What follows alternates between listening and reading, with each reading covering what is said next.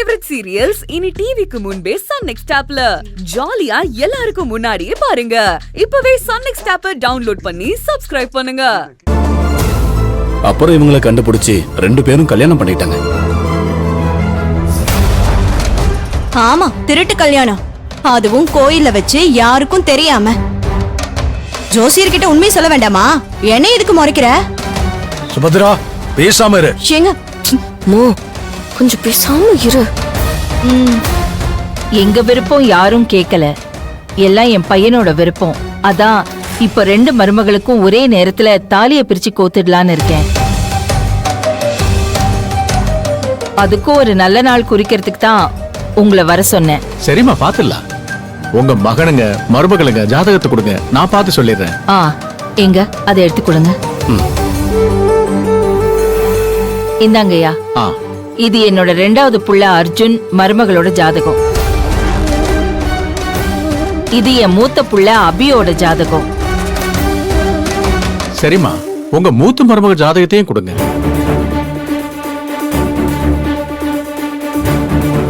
தேவி, கேட்டல்லம்மா, உடனடியா உங்க வீட்டுக்கு போன் பண்ணி உன் ஜாதகத்தை அனுப்ப சொல்லுமா.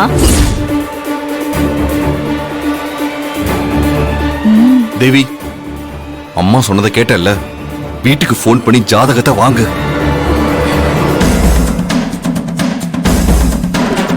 ஏய், எலி வசமா பொரியல மாட்டிக்கிச்சுடி.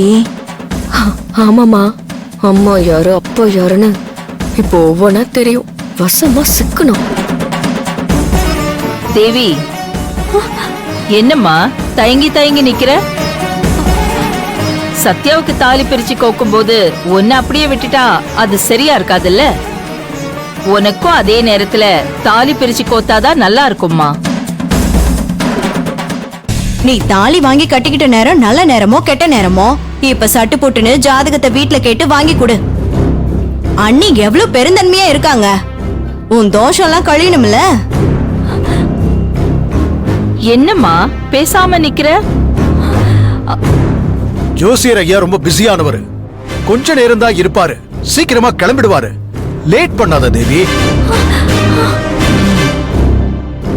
அபி, சீக்கிரம் அன்னிகிட்ட சொல்லி வீட்டுக்கு போன் பண்ண சொல்லு. எவ்வளவு நேரம் தான் நம்ம வெயிட் பண்றது? தேவி, என்ன பண்ணிட்டு இருக்க? வீட்டுக்கு போன் பண்ண.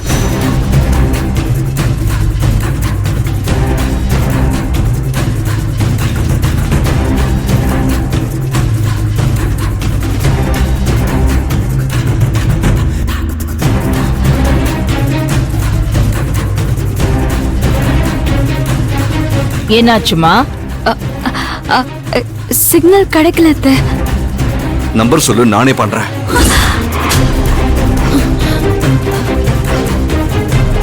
அம்மா, நீ இந்த வீட்டோட மூத்த மருமகம்மா.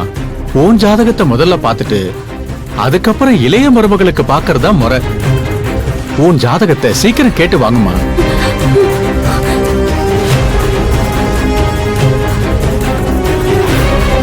என்னக்காச்சு?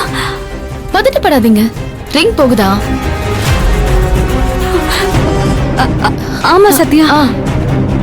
ஆனா யாரும் எடுக்க மாட்டேங்கிறாங்கல்ல. உங்க அப்பா அம்மா இன்னும் உங்க மேல கோவமா இருக்காங்க, அப்படிதானே? ஆமா சத்யா. செல்வா, அவங்க அப்பா அம்மா போன் எடுக்கலனா தேவி என்ன பண்ணுவா பாவம். நான் ஒன்னு சொல்லட்டுமாக்கா? சத்யா, என்ன பண்ற நீ? நீ இந்த விஷயத்துல தலையிடாத. பிரச்சனை இப்படிதான் ஆரம்பிக்குது. அவங்க பாத்துப்பாங்க, நீ பேசாம இரு.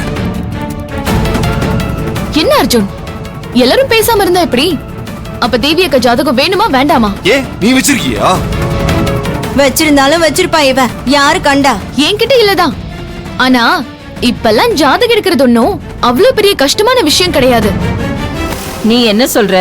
அத்தை, பிறந்த தேதியும் நேரமும் இடமும் இருந்தாலே போதும். அதை வச்சு கம்ப்யூட்டர்லயே ஜாதகத்தை கணிச்சு நெட்ல இருந்து சுலபமா எடுத்துடலாம். ஐயோ, இதெல்லாம் சாமி குத்தமா ஆயிட போகுது. அதெல்லாம் ஒரு குத்தமும் ஆகாது. அப்படிலாம் இல்லம்மா. மனுஷங்க கூட நேரங்காலம் கணிக்கிறதுல தப்பு செய்யலாம். ஆனா கம்ப்யூட்டர்ல எல்லாம் துல்லியமா நொடி தவறாம கணிச்சு வச்சிருக்காங்களே.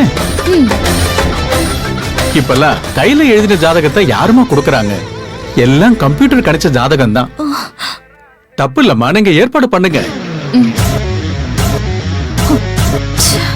அக்கா நீங்க சொல்லுங்க உங்க டீடைல்ஸ்லாம். ஜாதகம் ரெடி, இந்தாங்க.